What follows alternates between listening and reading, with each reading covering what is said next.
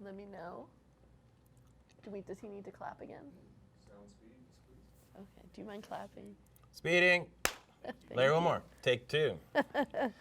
Talking more of this shit. Okay, we're back. So, in your plan for world domination, Yes. step 2. World domination. So now you leave In Living Color and you decide to write for a sitcom. It was an Yes. intentional decision again? Yes. Born out of, every time I've done things, sometimes it's a combination. I think I was burnt out on the In Living Color experience. Writing at that clip, there was a huge burnout factor there. And I needed to go to the next level, which was sitcom writing at the time. And I got a job on Sister Sister. And we were talking a little bit off camera, but there were some heavy hitter vets of television. Cy Rosen was on that show. So Cy Rosen ran Sister Sister at the time. Sister Sister was really fun for me because the show was just beginning. They had done the pilot, but we got to make a lot of decisions about what the show was because it was just starting. And that appeals to me a lot because I love creating and I love making those kind of decisions. Like, to me, the beginnings of shows are so much more interesting than the 5th season of a show, you know? Like, why? well, because that's where the invention happens, you know? That's when you're making decisions about even who the characters are, you know, what their backstories are, all these types of things that affect everything else, you know? Where you set the framework and set the tone and set direction and all that kind of stuff. So I love coming up with those types of things. And there aren't any rules from behind you that you have to worry about. So you can be free in that decision making, more so than in a 4th season. You have all this history that you have to be true to while you're making decisions. So it's a little different, you know. And then just the format was a new thing to you to begin with, but it is a formulaic Yes. pattern for a sitcom. So talk about how you learned the ropes for that. Yes, sitcom writing, particularly multicam sitcom writing, has its own format and technical aspects to it. There's a certain tone to it that, you know, it has a rhythm to it. I had studied playwriting in college, you know, and my history of knowing about dramatic writing, you know, was more rooted in plays than in screenplay and teleplays and that type of thing. So dramatic storytelling, you know, I was very much familiar with the rules of it, but I didn't know necessarily how to write a sitcom, you know, if that makes sense. So, but I was a very fast learner also, which was very fortunate for me. In fact, I wrote a spec script.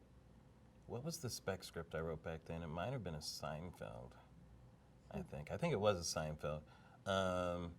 And I think Cy liked it. And I look back now, I don't think it was very good. You know, I think he liked a few things in it, but I think he liked being more in the meeting is my guess. Because I look back, I don't even know if I have that script anymore, but I can't imagine it was any good. You know, the premise was okay, but looking back, and I wrote it when Seinfeld was just starting, so it hadn't really polished itself to really be the gem about nothing that it really became, you know, that it really became. It was more, you know, it was just a little different. So I think I got really fortunate to get in that room with him and then connect as a person, and I think he hired me more for that. This is my guess, you know.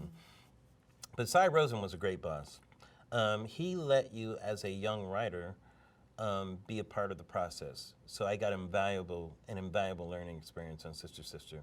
And what I mean by part of the process, like when there were network notes, he had us all sit there and hear the network notes. Oh, do you remember any? It's fascinating to be able to do that, you know, Yeah. to sit there as a staff writer at the time and hear the network giving him notes. We did it on the set, you know.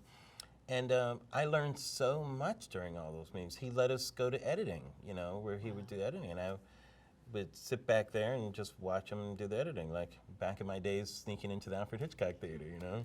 And since seeing my father edit back in the day, I've always been fascinated with how pictures put together. Even to this day, when I write, I have a good sense of the visual and how the picture fits together and what you're seeing, not just what you're hearing, but what are you seeing? How does the visual work with that, you know? And I think it's very important as a writer. So, and one of my rules of good writing is I believe that really good, when you're watching something with really good writing, and you can do this test yourself, you can turn down the sound and still enjoy that. Try it with some of your favorite movies. Turn down the sound and you'll be shocked. You'll go, wow, this is entertaining. Because good writing expresses conflict and behavior in a way that works visually as well as orally, you know. And so you're watching the behavior of that writing. Makes sense. Doesn't it? The trick with your grandpa still would work, though, with the hearing aid. Yes, exactly. Yeah. You know, but I firmly believe that about good writing. Yeah, you can know, tell what's going on. because just it's the expressing interaction. behavior in a very in a visual way as well. you Right. know. I mean, yeah, that makes sense. And the learning curve of seeing what each department is doing would, I would assume, improve your writing because you understand their challenges Right. now. Yeah, and good writing expresses conflict in a very dynamic way. Whereas you can always tell writing that's trying too hard, because I call it intellectual writing, where it's more out of the brain and not out of the heart. You know, and what I mean by that is it seems very clever, and there are clever lines and all these things, but it's not taking gymnastics of the heart. Like I always feel, I've said this about authors and books, and someone told me about performing Shakespeare, where you have to be an athlete of the heart. You know, that's where good writing comes out of.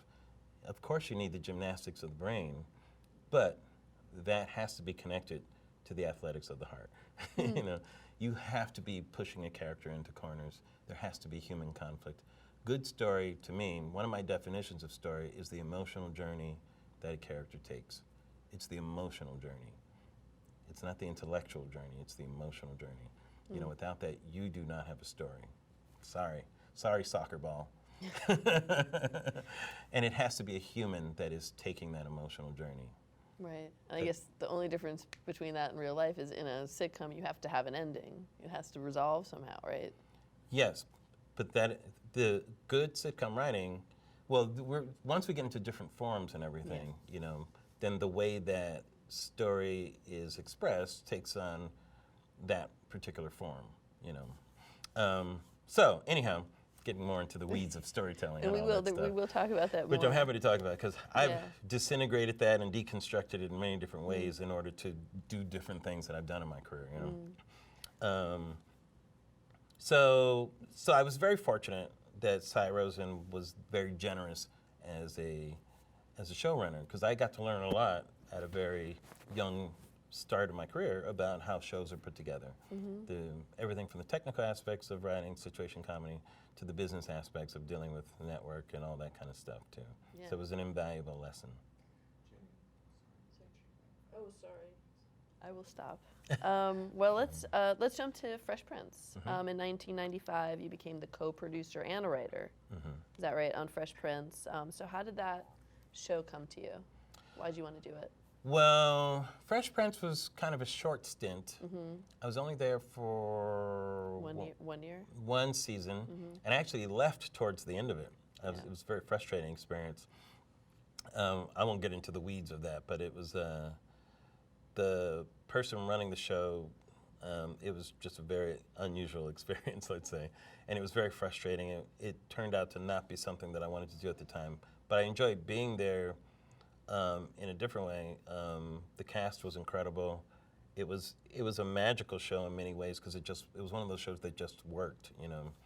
And Will was awesome. He was great. When I left, I talked to him directly, saying, "Man, I just can't work with your boy over here. You know, this is not working out."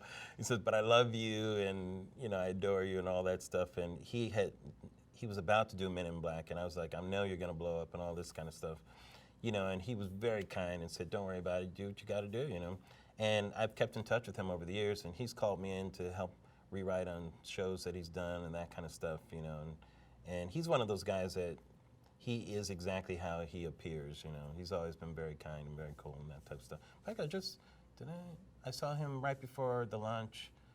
What was the movie that he did, the one last summer? Collateral Damage. No. He did last summer, is the kind of futuristic sci-fi one. Suicide Squad. Suicide Squad, right. So he just gave me a call, and I went, and he was having a little dinner for the cast and everything, and we caught up, and we ended up talking about philosophy and everything. I have this philosophy that I've kind of developed over the years, and we had a great talk and everything. But he was interested in maybe doing a show, but I was still doing the nightly show at that time.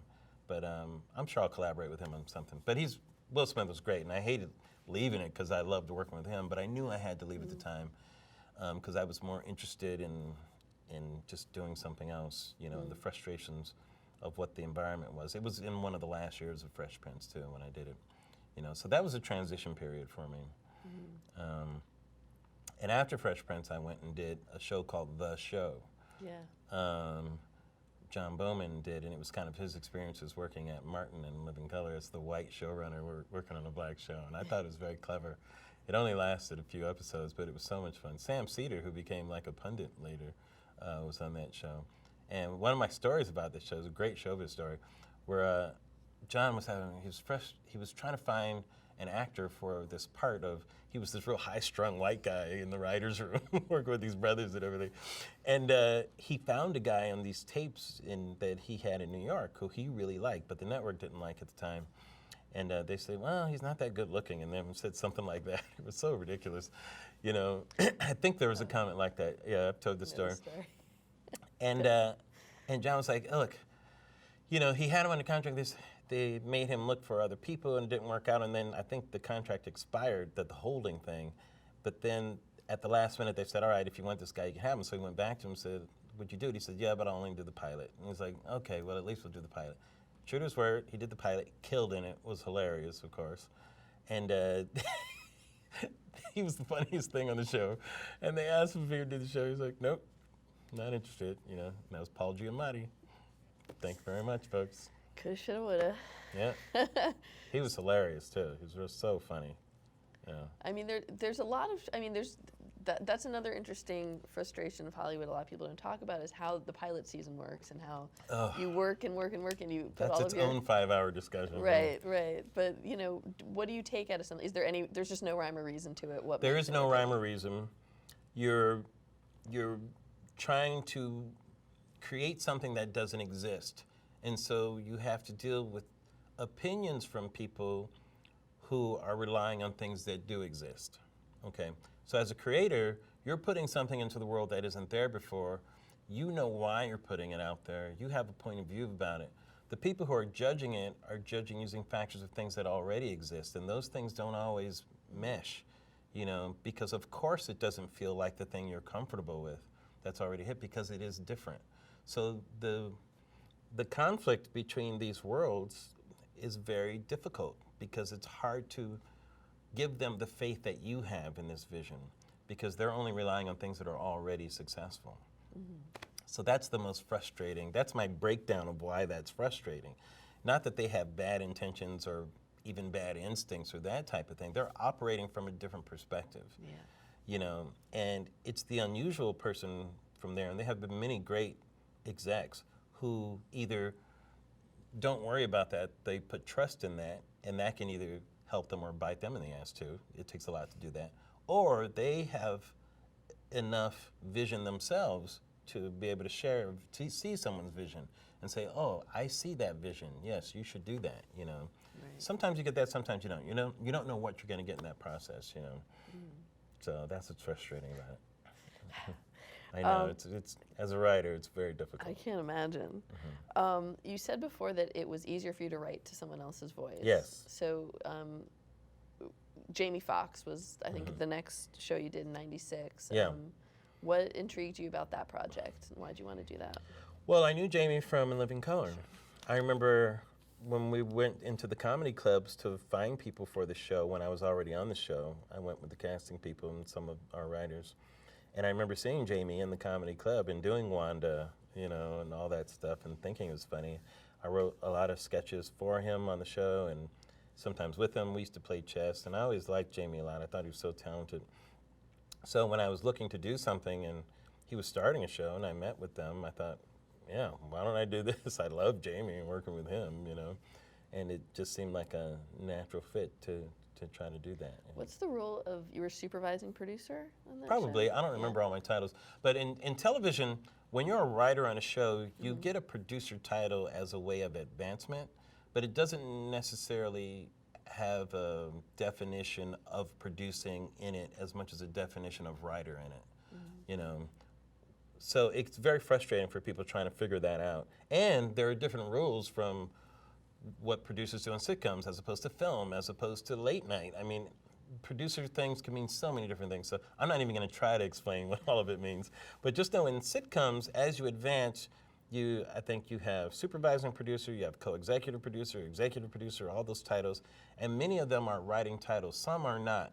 There's a producer title that's a line producer who covers all the money and stuff that is not a writing.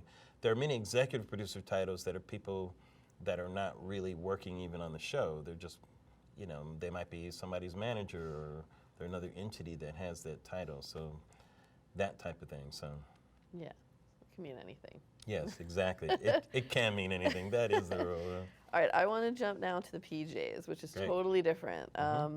So you co-created the PJs. Yes. Tell me which the chicken and egg story is with that, with Eddie Murphy becoming attached to it, where the idea came from, Foamation. I mean, how did this all happen? Great. So the PJs was another one of my transitions where I thought, okay, I've written for other people enough. Now I need to be like Keenan, like some of these other people, I need to be the one creating content and doing that. And so I decided I'm not going to take a job doing that anymore. I'm only going to do this now. And I've done that in my career. It's like, no, sorry, bye-bye, have to do this. And so the way that I do that usually is I put it out there. That's what I call it. I put it out there. And if someone thinks it's their idea, I'm cool with that. So I had my agent put it out there that Larry wants to do this now. And when someone comes back and says, we think Larry should run a show. Oh, thank you for having that idea. Even though I just put that in your head, that's fine, you know. So once I put it out there and the word was there was a couple of steps that happened to be able to get in the position to actually do something like the PJs. And I'll talk about that first if you want. So I was asked by, let me make sure I get this right. So, here's what it was. So I got a job on a show called Teen Angel, okay? So this is a transition period. This is when I knew I had to make the jump. And I believe it was Gene and Reese, yes, who did that show. Al Jean and Mike Reese, who wrote for The Simpsons. And we got along great. I was a big fan of those guys. Many similarities in how we came up in the business. They were Lampoon guys, I think, both of them, and first worked on late night and all that kind of stuff. Really funny. I had a good experience on the show. And at the time, one of my angels in the business, someone named Pete Aronson, who became a fan of mine years earlier and was kind of looking out for me. He was an exec at Disney at the time, I think at Touchstone. And he had me send a spec script. And this time, and I was so unhappy with my old spec script. I remember I wrote a Frasier spec in like 3 days, you know. I was so determined. And now this script I loved. And based on that spec script, I was able to get a development deal with Disney. You know, now keep in mind, this was me saying, this is what I have to be doing now, is creating shows. And I think the first thing I did was I collaborated with Gene and Reese, and we developed a pilot about this prodigy golfer. We said, there's this guy named Tiger Woods who's going to be really big, you guys. I was trying to tell people. And it was about, I think, the guy who lived next door to him or something like that. You know, I can't remember what it was, but it was pretty funny. But it was a great experience working with him. But I got an overall deal with Touchstone at the time. And while I was there, I got a call from someone who said that Eddie Murphy is interested in doing an animated show. And I remember her name was Nena Rodriguez, who I had met years before. She worked with, what was it called? Denton Thomas. I can't remember the name. Some of these names go by, of these big companies too.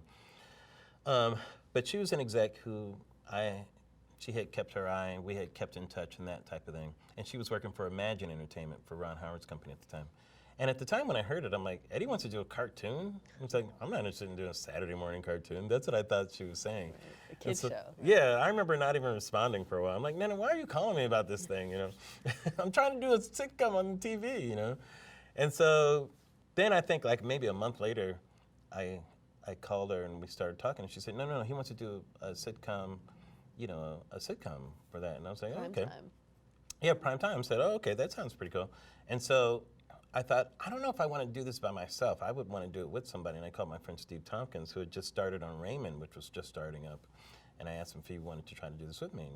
And, it took some talking, but I kind of talked him into it. And we went and we met with, I think we first met with Eddie. He was doing Dr. Dolittle, I think, at the time or something like that. And we met in his trailer, and we kind of made him laugh, and we kind of hit it off. And then we went over to Imagine and met with Brian Grazer and Ron Howard and them, and we had a great meeting about it in the Will Benton Studios, and we all decided to do it. And from there, Steve and I kind of created that world of the PJs, and we kind of decided that it should be a certain type of animation through certain types of mediums. We didn't know at the time whether it would be kind of puppets or what, Like Eddie's initial idea was puppets in the projects. He wanted to do something different. He thought all sitcoms were kind of looking the same at the time, and I was very much interested in doing something different too. So the idea generated from Eddie Murphy, the initial idea. So he had the idea from watching, I think, the Thunderbirds, and I think Brian was doing Apollo 13 at the time, he and Ron, and they started talking about that, and that's where he got the idea for it. But there was no name or anything like that. It was just puppets in the projects, really.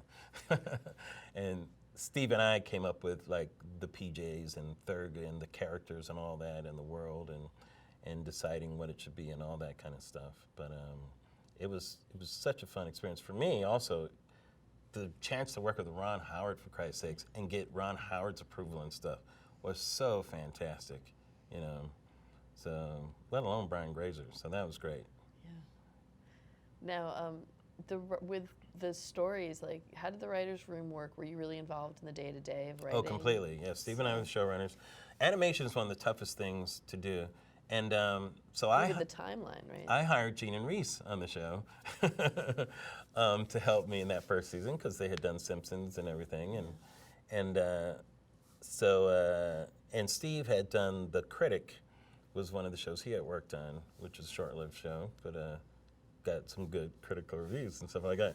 So this was animation is very difficult to write because you have to write everything. You have to be very descriptive because someone is going to animate these things, so you have to be, this is where the intersection of auditory and visual come together, where you have to have a clear vision of what this is gonna look like and the action and all that kind of stuff. And it's comic at the same time, and it's a hyper-visualized world and everything, but inventing all of that was so much fun, and figuring what it looked like, even from what the characters are gonna look like and sound like and all that kind of stuff was just amazing. The writer's room was one of the funniest writer's room.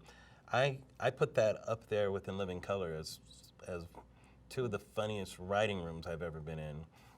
We had some very funny people in that room. What do you look for in terms of hiring? Well, that's a very good question. God, it's hard to know at the time, but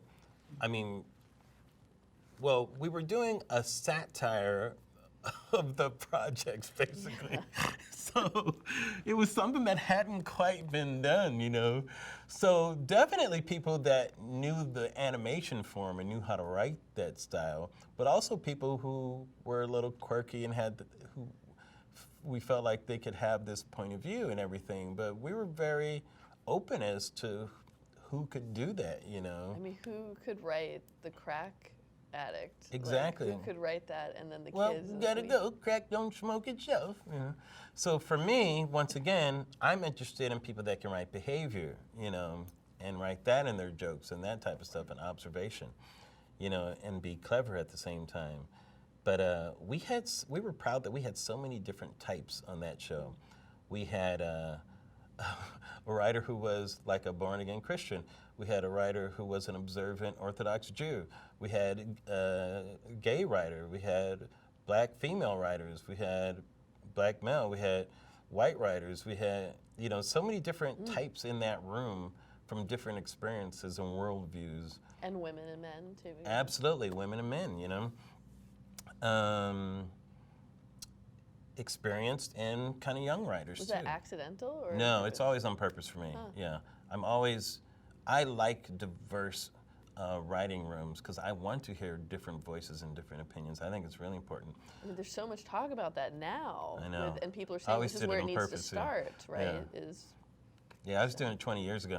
And I remember at the, when we'd have shows, I said, Larry, how many black writers do you have? I said, let me stop you right there. You should be asking friends this question, and Fraser. Let me give you the answer, 0. Me being in there alone, we have more than all those shows, It's like, yes, my writer's room is diverse. Of course mine is. Why are you asking me, It was so funny. But, that was a very hard show to write too. It was very difficult, but we got some really, really good stuff out of that. Yeah. Now, as much as the show was lauded, there was also there was a lot of criticism of the show about portraying negative racial stereotypes. So what was your reaction to that? I just ignored it pretty much. I'd already been through that in A Living Color. And I know that you just have to do the show that you do, and you can't please everybody, And anytime you are being bold and you're pushing buttons, that reaction is proper. That's the reaction you're supposed to get. You're not supposed to be pleasing everybody, So there's this notion that somehow that's a bad thing. To me, it means we're doing something good that people are upset about it, that's occurring out there. So, you did take a meeting, though, right, with the NAA? Yes, I remember. So what came out of that? Did anything change? Well, they were upset that we had them drinking 40 ounces, I remember, in one scene and that kind of stuff. And Family Guy had just started at the time, too. I was like, in the pilot of Family Guy, the father gets drunk and passes out on the kitchen table, for Christ's sakes. Yeah. And they said, yeah, but your characters are real. I said, they're puppets. They're not real. They don't exist. They said they're real. It was so funny, What else did they nitpick about that they wanted to change? Oh, I don't know. It was, I think that's just, people aren't always pleased if you're not showing something that's seems positive on the surface. But keep in mind, sometimes it doesn't matter. The Cosby Show, when it came on, you would think, who's going to be upset about this? But some groups, and some black groups, didn't appreciate the Cosby Show because they thought it was unrealistic to show, what was she, a lawyer? Was she a lawyer? Mm-hmm. So a doctor and a lawyer? Wait, together? Come on, Cosby Show. Why you gotta, that's not how black people are living in America. Why do you gotta, soft sell the black experience and all? So some people had a problem with that. And then for us, it was reversed, Why do you have to show that part of the black experience? Why can't you be like the Cosby Show or this type of thing? So you just can't please everybody. No. And what about Fox? Did they have any issues? Were there censorship problems or network notes that you got from them? Well, once again, I had learned from A Living Color about how to get things on the air that you want to get on. And one thing we did on Living Color was we would write decoys. We would write things that were so horrific. We knew they would say, you can't do that. They would say, well, at least let us do this, the thing we really wanted to do, And so we would always be, and then if we got the other thing on too, so be it. We want to push the envelope anyway. Sometimes that happens. Like, really? They didn't say anything about this. Oh my God. So, Steve and I were always pushing the envelope in some ways. In some ways it was surprising the types of notes you would get, but that happens with all shows. But for the most part, the network was supportive, but it's always difficult with network situations and that type of thing. We had some things with the censors, but it wasn't that bad. No, it switched networks, and you left around the time it switched to the CW. Why did you leave? Well, I think Steve didn't want to go. He didn't want to go with it, I think, and I only wanted to do it with Steve at the time. Tompkins. Yeah, we're really one unit, I felt, and I was kind of ready to go at that point. It was a little frustrating. We weren't kind of getting the attention we thought we kind of needed from the network and all that kind of stuff, And we didn't know if the show was going to come back I think it was a surprise when it moved to CW or wherever it was, or Warner Brothers Network or whatever. So we were kind of done spiritually with the show, I think. But I think I stayed in touch with Tony Krantz a little bit, who was at Imagine, and I think I dropped in a couple of times. Did you watch it after you left? I don't watch my TV shows. Ever? Rarely. Wow. I rarely watch. Why is that? I just don't. I feel like I'm done with it once I've birthed it. I've spent all the time. It's your turn to spend the time with it now. It's like I've sent it off to school, you know. But yeah, I'm not a watcher of my shows. I'll check in with it sometime. When it first comes on, I want to see how I have a phrase how it looks on TV, because I think how something looks on TV is different than how it looks anywhere else. Because when you're watching a show like on a screen in an office, you know, on a tape and everything, you're only judging it for its own merits as a show, you know. But once it's on television, now you're looking at it in the context of everything else that's on television, so it feels different. So every show feels different when it's aired than when you saw it in your office. So when it first comes on, I want to know how it feels on television and if it seems to be working on television. And so I'll watch it then in the beginning. But once it's done, What would you do about it though if it wasn't? well, it gives you a lot of information, you know, Okay. because yeah, it just gives you information when you see it on television that you just didn't get before as a creative person. You go, oh, that doesn't feel right, or oh, that really works. You know, I didn't see that that worked before. But now that I'm seeing it in the context of TV, I can see why it's either standing out or not, you know, or making a point or not. Does that make sense? No, Yeah. that makes sense. And It then sounds a bit esoteric, I think, in some ways, but I've always kind of done that. But then once it's up and running and I feel that it works, then I have no desire to just watch it because I'm usually too busy doing other things, or I mean, and now it seems or my like brain there's- has already moved on. I may have done that months ago. Yeah. So I'm in a different place, you know. Now it's so interesting because so many shows live in multiple ways with streaming platforms Right. and people watching them. It's not on a box anymore. Yeah. And then they're interacting with the show in different ways. Yeah, You're I getting- know. Do you ever listen to audience feedback and? Well, Like most of my community group career, there chat? wasn't much of the way that it is now. Yeah, we're jumping Yeah. ahead. Oh my God! Now people Yeah. can torture you for Christ's sakes. You know, it's almost like they're sitting right next to you, going, "You suck," you know. So now it's a little different. When I did the nightly show, that was the first time I really was directly affected because you're on television yourself doing something, and you feel a little more exposed. So Would you respond to people yourself? Like, sometimes I think it more affected me emotionally, and then I was talked off the ledge early on. But Larry, don't read that. You know, just get away from it. You know, people will be so cruel and just forget that you're actually a human being with feelings. Right. You know, so Right. that's why Jimmy Kimmel's mean tweets thing is one of the most brilliant things ever.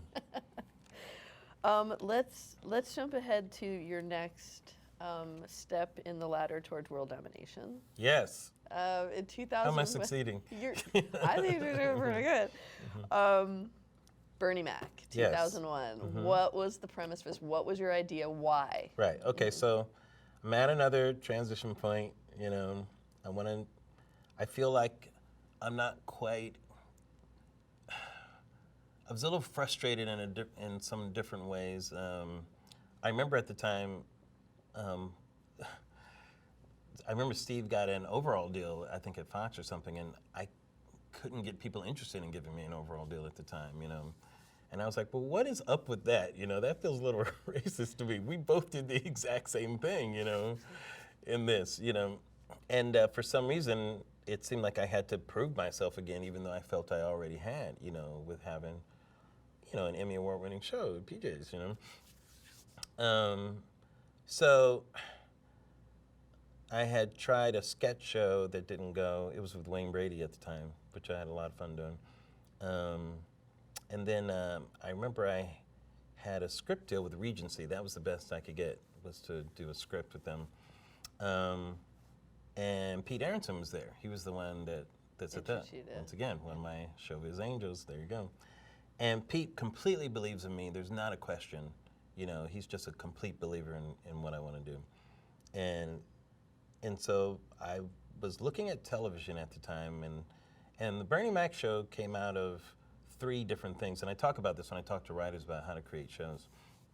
And one is I say, what is something that you want to express? That could be a show. You know, what's going on with you right now? Is there something that you're itching to talk about? The other way to create a show is what's going on in the culture? What are you observing right now? Maybe it has nothing to do with you, but is there something interesting happening out there that you feel is a TV show? And the last thing is, that could be a television show, is what's happening on television itself. Like what's happening in the medium that you feel is interesting that maybe you have a take on. You know, you have a different way to do something with the form. And with the Bernie Mac show, all three of those things came together in my mind to make a TV show. And the first thing was the form itself. And that's what got me interested in doing the show. And what it was I noticed TV was turning a little at the time. And the way it was turning was in reality television.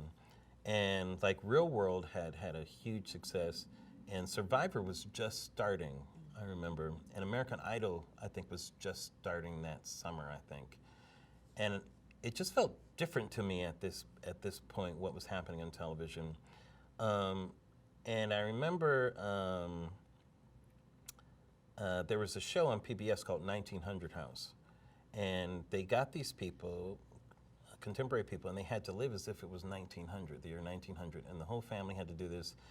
And they had a confessional camera in there where, like, if they did something that they weren't supposed to do, they could go to the confessional camera and confess their sins. And I found it very interesting. Once again, it's about behavior, right? And I thought, boy, that would make an interesting show, to plant cameras in a show and kind of observe a family rather than have the action presented to you. Because at the time, we were really watching multicam sitcoms.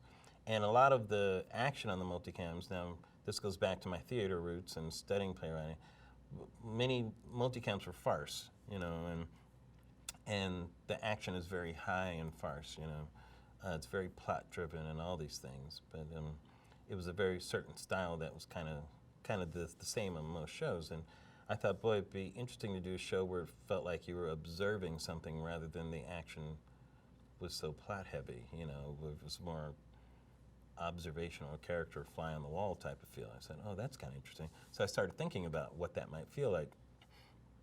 And so I had that general idea, but I didn't know what the show was. And then I saw Kings of Comedy, and I saw Bernie Mac's act about taking care of his sister's kids. And I thought, oh, that's interesting.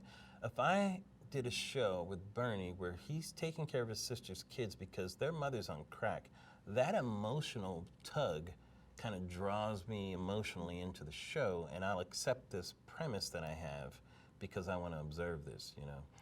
So that's where I started, you know, and I pitched the idea to Bernie and his people, and he liked it a lot. And then from there, I pitched it to Fox and other networks. Fox bought it in the room, and started to go from there. And then my process then was figuring out how to write the show, because yeah, I pitched it, but now I'm in hot water because I don't know how to write this thing, because it's not a regular sitcom. This is not slamming doors and, you know, false identities and all that kind of stuff, high action. And I know that, but because I've been writing the other thing as a professional writer, I don't know how to write this yet. So I had to train myself how to write it. So I remember one of the exercises I did was I was watching The Real World, and I was looking at the act break, and I noticed that there was no plot in The Real World, you know, because we were just watching these people, and, you know, you're just watching whatever they're doing or whatever. And I noticed that at the act break, there was nothing that was keeping me there manipulatively. Like in most sitcoms, there's some action that happens, and then there's a question as to what's going to happen now as a result of that action, and that's your act break. You know, are they going to find out who this is or whatever? You know, and I was watching The Real World, and it didn't have that at the act break. It just stopped, and I'm like, well, why do I want to come back? Why do I want to keep watching this? What's making me watch this? And I remember playing this act break back just over and over, and then it just dawned on me, and I go, oh. Maybe I'm just interested in this character's life. Maybe I just want to see more of this character's journey. Maybe it has nothing to do with the plot. Maybe there's something else going on. And that was my big revelation moment, you know, of how to write something differently. And my process for writing that pilot, I kind of hid out. The deal that I had at Touchstone had expired, but I kept my office. So I used to sneak on the lot. Sneaking on the lot again. I was sneaking on the lot, I know. I'm going back to my old ways. And just, hey, guys, as I'm driving on, hey, you know. And I remember I was in that office. There was no assistant or anything, you know. I was like, and I was torturing myself. I wrote the same 3 pages for like 4 weeks, and I couldn't get past page 3. I couldn't get past it. I was stuck because I couldn't find the tone. I couldn't find the right thing, you know? And instinctively, I was just trying to figure this out, and I just didn't have it. And then finally, after about 4.5 weeks, and some days I would just be crying, some days I'd go for a walk, some days I wouldn't show up. I was tortured. I thought, I'm not going to get this done. And they were asking for an outline, and I couldn't give them an outline because I had to figure this out, and I didn't want them to interfere with the creative process while I was doing this, and I didn't know what to send them. So I just said, you know what, I'm just going to write this draft, and this draft will serve as an outline, you know. So I got them off my back. Plus, I don't think they were looking for it to be anything special at the time, too, you know. So then, after about 4.5 weeks, this is a true story, such a story of writers torturing ourselves, I got to page 4. What pushed you over? I have no idea, but I just got it. For some reason, I got it. I just got the tone. And I realized that I had to stop being so manipulative, and I just had to let these characters exist and just interact and just let them write the show, and I had to stop writing it. And it just poured out of me in the next 36 hours, just that whole draft. And that draft pretty much won the Emmy, like the following For the year. pilot. Yeah, you know, and it didn't change a lot from when we shot it. You know, there were some changes, but the way it poured out of me taught me so much about writing in that instance and how to create conflict differently. You know, that it didn't have to be in this way that we think it is in sitcoms, you know. Now I was observing something. It wasn't being thrown at me and presented in a way, you know. I was a conspirator watching this, you know. Yeah. And so I had to describe things a little differently, and I had to present the action. The action had to feel accidental a little bit, you know. So I'll give you an example. So one of the conventions was Bernie talking to the camera, and I used the conventional 1900 house. It was a confessional, was how I viewed that. And it was, America, you know Bernie Mac, you know I hate those kids. I can't, you know, and and I was gonna have him talking to us, but then something would happen and he would leave. And so that's an accident, right? Something happens, but I had to write it as an accident, and it had to feel like an accident. So how do you write that, right? Interesting question. It's one thing to say that, but how do you actually do that, right? So I put in intentional mistakes. So we heard that, and Bernie's like that, and then he leaves, and I wrote in that the camera stays there uncomfortably, and we hear him off screen. The reason why is because we didn't know he was going to leave, so we weren't ready for that. So what it creates is if this is happening right now, as opposed to we know it's going to happen. If we know it's going to happen, I'm cutting as soon as he leaves that frame. If I don't know it's going to happen, he leaves the frame, and I don't know if he's coming right back. What if he just popped out for a second? Why should I leave right now? So I wanted to create an uncomfortableness with the audience of feeling that this rhythm just feels differently. So on purpose, I upset the rhythm of how a show is supposed to feel. So that we uncomfortably sit there for a second, we hear him yelling, and then I cut to the hallway, but I intentionally don't have him in the place that I cut to. Because now I'm just trying to find him. Right. So now I still hear him yelling, and I see him running with the kid through the hallway, and then I cut back to the room we started in. He's not there, and then he enters in a kind of a beat and a half. Not a beat, not a half beat, but kind of a beat and a half. You know, and the timing of that was intentional, you know, and that all was to create an uneasy feeling with the audience of not knowing what this rhythm is exactly, you know, and feeling that they're watching something in real time. So all of that was done on purpose to give the audience the sense that they were observing something rather than something was being presented to them. Did this come from anything you had seen or watched, or were there? Well, it came out of watching the reality, but I remember watching like some new wave films, you know, and Breathless and French films. yes, French films and French New Wave stuff, and just going back to my library of films that felt like this, you know, and trying to use the language of that, you know. So I was very filmic in how I was thinking of this show and that type of thing.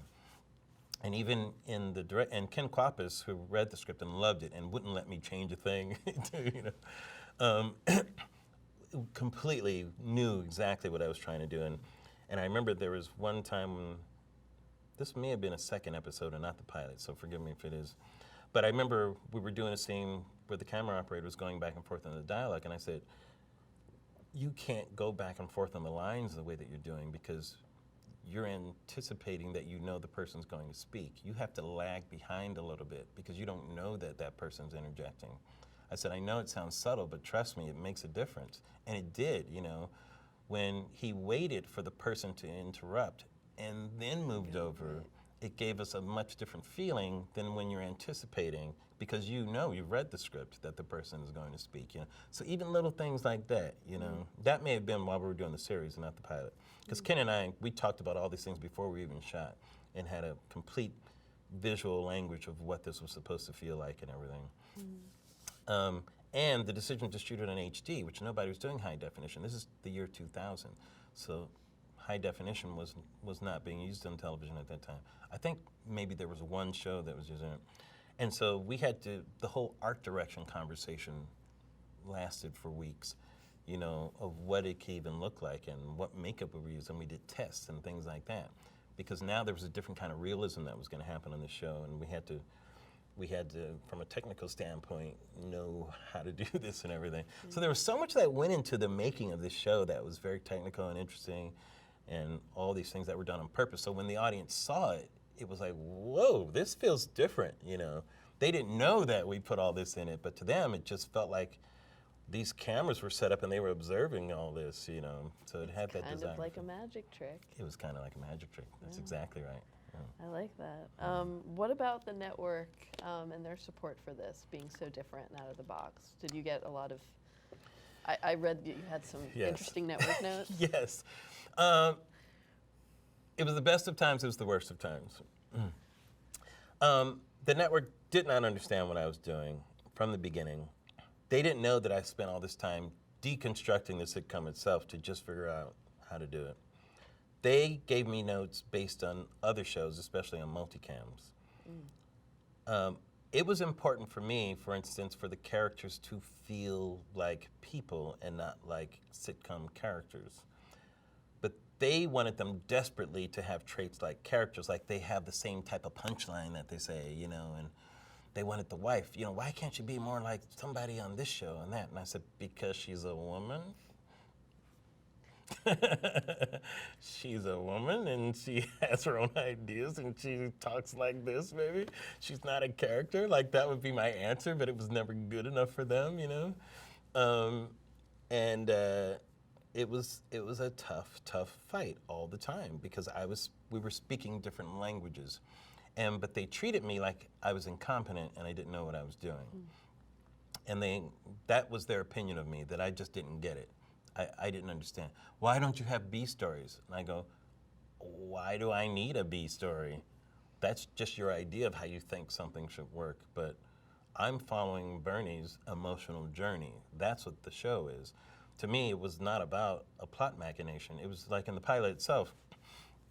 The pilot was a complete emotional journey of Bernie Mac discovering that he is now a parent. That's what the pilot was about. And there were 3 distinct parts to that.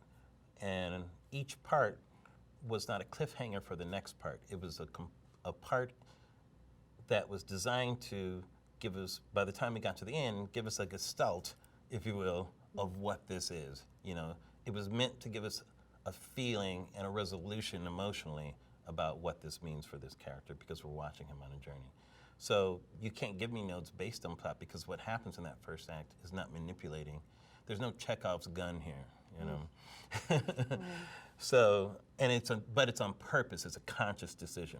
And so I decided to name the different parts. Frasier had done a certain thing because I wanted the audience to theatrically realize that they're getting something different.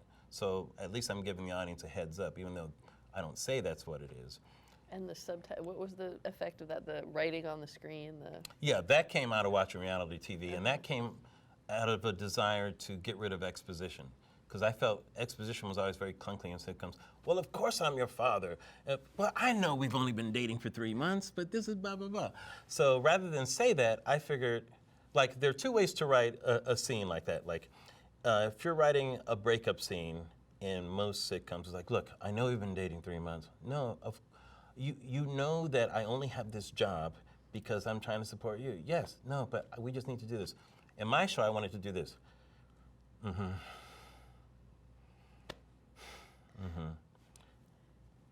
Breaking up.